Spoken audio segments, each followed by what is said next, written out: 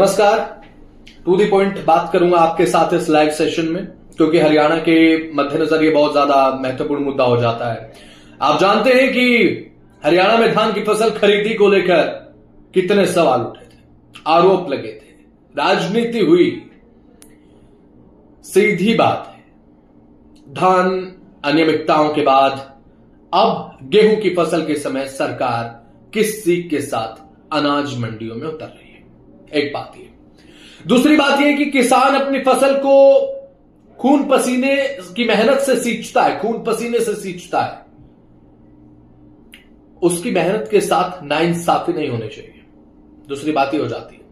और तीसरी बात यह कि सरकार ने सख्त रहते हुए वो कौन सी तैयारी करी है जिससे आप ये कह सकते हैं कि मेरी गेहूं अच्छे तरीके से खरीदी गई, पूरा भाव मिला, प्रदेश के किसानों को प्राथमिकता। क्योंकि पिछले दफा हमने देखा कि जब धान खरीदे जा रही थी तो तमाम दूसरे राज्यों के किसानों की तक की फसलें बिकी। ये आरोप विपक्ष ने भी लगाया। सरकार ने कहा अनियमितता तो हुई है, कार्रवाई चल रही है। अब कितनी तैयार है सरकार, अहम सवाल है। क्या कदम उठाए गए हैं कि किसानों की मेहनत के साथ नाइंसाफी न हो। हरियाणा के अनाज मंडियों में धान की घोषित खरीद हुई थी। आप जानते हैं कि उस समय आरोप लगे थे, फर्जी गेट पास बनवाने को लेकर आरोप लगे, और उसके बाद पूरी की पूरी व्यवस्था आप एक तरीके से कहते हैं कटघरे में खड़ी हो गई थी। जवाबदेही सरकार की सुनिश्चित करना एक लाजमी सी बात भी हो जाता है जब इस तरीके का मामला देखने को मिलता है। लेकिन अब गेहूं की खरीद के क्या कड़े नियम हैं। नए नियमों के अनुसार अब कैसे में बात अगर करें तो केवल ट्रैक्टर या फिर अन्य अनाज ढोने वाले वाहन जिनके आगे की तरफ रजिस्ट्रेशन नंबर अंकित होना बहुत ज्यादा जरूरी है, उसके बाद ही मंडी में एंट्री मिलेगी। रजिस्ट्रेशन नंबर आपका बहुत ज्यादा जरूरी है। आपका व्हीकल नंबर जो है वो पूरे तरीके से लिखा होना चाहिए।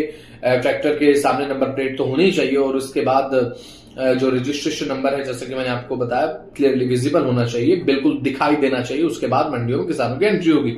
इसके बाद एंट्री पास जारी करने के लिए वाहन की नंबर प्लेट की तस्वीर गेट पर ली जाएगी कि किसे गेट पास जारी किया जा रहा है। इसके बाद किसानों का वेरिफिकेशन होगा, किसानों का बायोमेट्रिक होगा। आखिर जो किसान अपनी फसल बेचने के लिए आ रहा है, आखिर उसका पूरा बैकग्राउंड क्या है, उसका बायोमेट्रिक होगा, उसकी पहचान होगी अच्छे तरीके से। क्योंकि अगर बाद में कोई ऐसी जरूरत पड़ी तो किसान की पूरी डिटेल्स सरकार के पास होंगी। एक ही चीज हो जाती है, वेरिफिकेशन बहुत ज्यादा जरूरी भी। अब ऐसे में बायोमेट्रिक वेरिफिकेशन से गुजरना बहुत ज्यादा जरूरी होगा जब ही आपकी फसल जो है वो खरीदी जाएगी।